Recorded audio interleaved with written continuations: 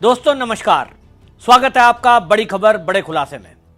दोस्तों आप देख रहे हैं कि आतंकी हमले के बाद से भारत की सेना ने पाकिस्तान के अंदर आतंकी ठिकानों को नेस्ता नाबूद कर दिया है और वहां की सेना को भी ऐसा सबक सिखाया है कि अगले वाली कई पीढ़ियां उसकी याद रखेंगी। पाकिस्तान में हमारी भारत की सेना ने भारी तबाही मचाई है और यह तबाही तब मचाई जब आतंकी ठिकानों को ध्वस्त करने के बाद पाकिस्तान ने बदले की कार्रवाई से पुंछ सेक्टर में हमारे आम नागरिक और गुरुद्वारे को टारगेट किया। हमारे 15 शहरों पर मिसाइल दागी और ऐसे में भारत की सेना ने अब ठान लिया कि पाकिस्तान को ठिकाने लगाएंगे। लेकिन जैसे ही ये युद्ध की शुरुआत आहट हुई, उसी समय कयास लगाए जा रहे थे कि क्या भारत के अंदर जो घुसपैठिए हैं, जो रोहिंग्या हैं, जो बांग्लादेशी हैं और पाकिस्तान के लोग हैं जिनकी संख्या लगभग 6 करोड़ के करीब है, युद्ध के समय में क्या ये भारत के विरोध में खड़े हो जाएंगे? क्या फिर ये गृह युद्ध की स्थिति पैदा कर देंगे? और इसको लेकर के पूरा देश चिंतित था कि अब इन घुसपैठियों का क्या होगा। तो गृह मंत्री अमित शाह ने सभी राज्यों को निर्देश दिए कि ये जो घुसपैठिए हैं इन सबको पकड़ पकड़ कर जेल में डालो, डिटेंशन सेंटर में डालो, और जो पाकिस्तान के लोग हैं जिनके वीजा अवधि खत्म हो गई है, जिसको सरकार ने 30 अप्रैल लास्ट डेट दी थी, इन सबको पाकिस्तान वापस भेजो। पाकिस्तान जाने वाले लोग वो थे जिसको पुलिस ने पकड़ पकड़ कर भेजा। कुछ लोगों को, इक्का दुक्का को सुप्रीम कोर्ट ने राहत दी तो सुप्रीम कोर्ट पर देश की जनता का गुस्सा फूटा और लोग ये सवाल कर रहे थे कि ऐसे में जब देश नाजुक मोड़ पर है, यहां युद्ध के मुहाने पर देश खड़ा है, तो देश के अंदर जो बैठे हुए ऐसे घुसपैठिए हैं जिनका लगाव भारत की मिट्टी से नहीं है, जो पाकिस्तान से या बांग्लादेश से आए हुए हैं और हमेशा अपराध में लिप्त रहते हो, ऐसे लोगों को भारत में रहने की अनुमति, खुला छूट देने की अनुमति कैसे मिल सकती है? लेकिन जैसा कि हमेशा आया है कि भारत के अंदर कुछ लोग ऐसे हैं जो इन घुसपैठियों के मददगार हैं। ऐसे में प्रशांत भूषण और एक सुप्रीम कोर्ट के जाने माने वकील कोलिन गोंजाल्विस, ये दो लोगों ने सुप्रीम कोर्ट में एक याचिका लगा दी और उन्होंने हवाला दिया। उन्होंने कहा कि देखिए, जो यूएनएचआरसी का कार्ड जिन लोगों के पास है, घुसपैठियों के और रोहिंग्याओं के, उनको हमारी सरकार नहीं निकाल सकती, क्योंकि ये जिस तरह से ये घुसपैठिए हैं, अब इनको संरक्षण जो कानून हमारा देता है इंटरनेशनल, उसके तहत इनको बाहर नहीं निकाला जा सकता।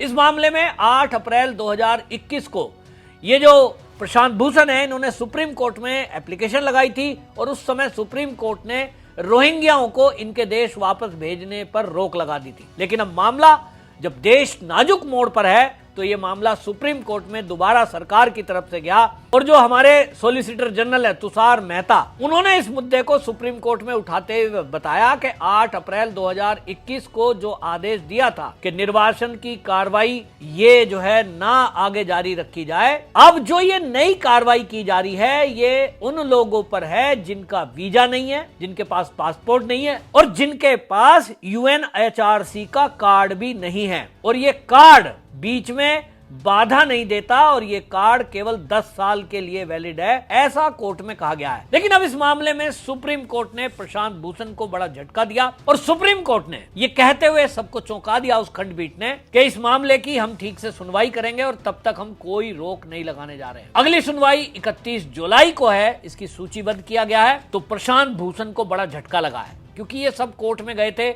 आप जानते ही हैं इकोसिस्टम कैसा काम करता है। जैसे ही सभी राज्यों को अमित शाह ने आदेश दिया कि इन घुसपैठियों को पकड़कर आप इनके देश भेजिए, या तो जेल में डालिए या तो डिटेंशन सेंटर में डालिए, तो पूरा इकोसिस्टम एक्टिव हुआ और हमने देखा कि कई मीडिया चैनल इन रोहिंग्या और बांग्लादेशी और पाकिस्तान से आए हुए जो लोग थे, बेशक वो वैध वीजा पासपोर्ट पर थे, लेकिन जब सरकार ने पाकिस्तानियों का वीजा खत्म कर दिया क्योंकि लड़ाई छिड़ने वाली है, टेंशन चल रही है, आप आतंकी घटना कर रहे हो, तो सरकार ने कुछ प्लान किया है। और ऐसे में वीजा अवधि खत्म होने के बाद भी इस देश में रहने की जिद कि साहब मेरा तो पति यहाँ है, मेरे तो बच्चे यहाँ हैं, ये कैसे इजाजत हो सकती है? वही सुप्रीम कोर्ट जो पाकिस्तान के यहाँ वैलिड पासपोर्ट वीजा से आए हुए नागरिकों को राहत देने के मूड में दिखाई दे रही थी, अब उसके रुख में बदलाव दिखाई दे रहा है। और ये बहुत ही एक बड़ी राहत की खबर है देशवासियों के लिए, क्योंकि इस देश में पूरे देश की आवाज ये थी कि बांग्लादेशी घुसपैठिए हो या पाकिस्तान के आए हुए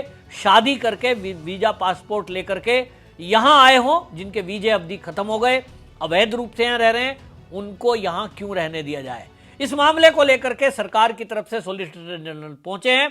अब इस मामले में आपको बता दूं, justice Suryakant, justice Dipankar Datta, justice N Koteshwar Singh, इनकी खंडपीठ ने इसको सुनवाई करते हुए पहला झटका तो यहां प्रशांत भूषण को यह दिया कि इस पर स्टे नहीं दिया।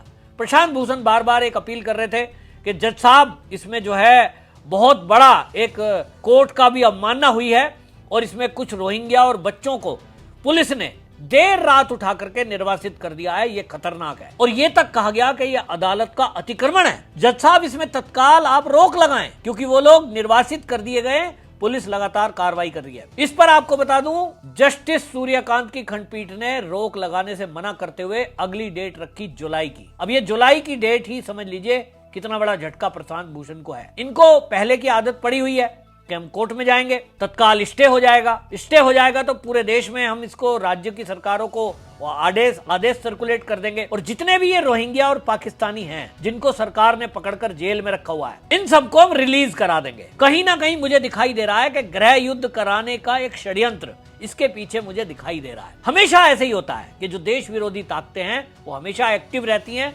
अब इसके पीछे इनकी क्या मंशा है ये मैं नहीं कह सकता, लेकिन जो ये लोग रोहिंग्या और बांग्लादेशी हैं, इनका अगर ट्रैक रिकॉर्ड देखेंगे तो इनका ट्रैक रिकॉर्ड क्या है। देश के कई हिस्सों में शाहीन बाग बना दिए गए, सीएए के नाम पर कहीं किसी देश के मुसलमान को निकाला नहीं जा रहा था। हाँ, एनआरसी लागू होती तो ये घुसपैठिए जरूर जेल या डिटेंशन सेंटर में होते, लेकिन उस समय इन लोगों ने जैसा दिल्ली में कहर बरपाया, उत्तर प्रदेश के लखनऊ में दंगे किए, दिखाई दे रहा था कि सब जगह इन रोहिंग्या और बांग्लादेशियों का ही पार्ट प्ले दिखाई दे रहा था। पश्चिम बंगाल के दंगे किसी से नहीं छुपे हैं। जिस तरह से मुर्शिदाबाद में दंगे हो रहे थे, वहां पर लोकल लोगों का कहना था कि ये बंगाल में इस तरह के दंगे कभी नहीं हुए, धर्म के आधार पर कभी दंगे नहीं हुए। हालांकि एक लंबा समय वामपंथियों की सरकार रही है, लेकिन ममता बनर्जी की जब से सरकार आई तब से तुष्टीकरण चल रहा है और इसके कारण इनको खुली छुट्टी दी हुई है। तो लोगों का कहना था कि यहाँ इसमें रोहिंग्या और बांग्लादेशी घुसपैठिए ये अक्सर इस तरह की घटनाओं को अंजाम देते हैं। ऐसे में सुप्रीम कोर्ट अब जब से इस मामले में सरकार सख्त हुई है, जो हमारे उपराष्ट्रपति हैं जगदीप धनखड़ ये सख्त हुए हैं और सीधा सीधा सुप्रीम कोर्ट को इन्होंने एक फटकार जैसा लगाते हुए ये कह दिया कि आप संसद के काम में बीच में रोक न लगाएं। और मुझे लगता है कि जब अब दोनों देश युद्ध में हैं, पाकिस्तान और भारत का भयंकर युद्ध छिड़ चुका है, ऐसे में सुप्रीम कोर्ट ने बिल्कुल सही समय पे सही निर्णय लिया है, ये मुझे दिखाई दे रहा है। कहीं ना कहीं अब इससे सुप्रीम कोर्ट के रुख में भी बदलाव होता दिखाई दे रहा है कि अभी तक जो रवैया चलता था कि कोई भी पीआईएल लेकर आया और एक इकोसिस्टम डेवलप हुआ, मीडिया में कुछ महिलाओं का, बच्चों का रोना धोना दिखाया और इधर सुप्रीम कोर्ट में जाते ही जज साहब पिघल गए और आदेश दे दिया स्टे। ये अब सुप्रीम कोर्ट में ट्रेंड रुकता हुआ दिखाई दे रहा है। ये देश हित में बहुत अच्छी खबर है सुप्रीम कोर्ट की तरफ से। और अब ये तय है कि जो रोहिंग्या और घुसपैठियों पर अमित शाह का एक्शन हो रहा है, अब वो रुकेगा नहीं। और इसका मतलब अब ये मौका है कि एक एक रोहिंग्या और बांग्लादेशियों को चुन चुन कर, और जो पाकिस्तान के लोग आए हुए हैं जिनका वीजा खत्म हो गया है, उनको उठा करके उनके देश में वापस फेंक दिया जाए। या तो वो जेल में रहेंगे या तो वो डिटेंशन सेंटर में रहेंगे, लेकिन हमारे जैसे टैक्स पेयर के पैसे से मौज तो कतई करने की छूट नहीं दी जा सकती। आपकी इस मुद्दे पर क्या राय है? राय जरूर रखिए, वीडियो को शेयर भी करिए। वंदे मातरम।